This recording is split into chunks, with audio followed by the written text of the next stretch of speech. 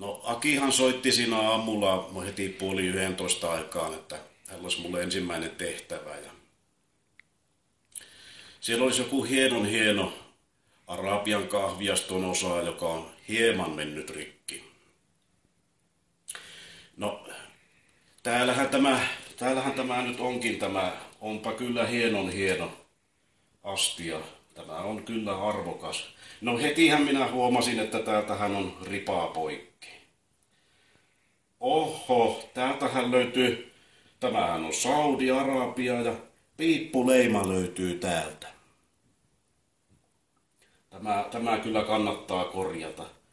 Mutta pitäisiköhän Aki soittaa tai minun tuonne Arabiaan, että onko siellä irtokahvoja jäänyt johonkin nurkkiin, että laitettaisiin uusi kahva siihen. Mutta eihän Aki tietenkään tarjoa kuin puolet, niin sitä tulee varmaan puoli kahvaa sitten. Niin eikä se Akilla taida se arabian kielikään niin onnistua. Helillä voi onnistua.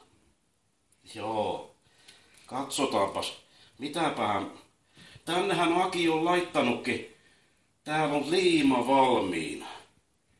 Otetaanpas täältä kuule liimaa. Ei tämä mikään helppo homma olekaan. Se on Aki kattonut, että tämä on oikea liima. Mitä se on? Liima. Jaha, tämä liima. No niin. Selvä. Otetaanpas tuohon ripaan nytten. Puhistellaan. Ja Äs.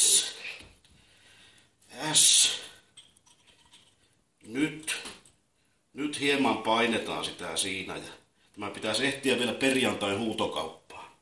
Kyllä se ehtii. Noin. Näin me hoidetaan tämä.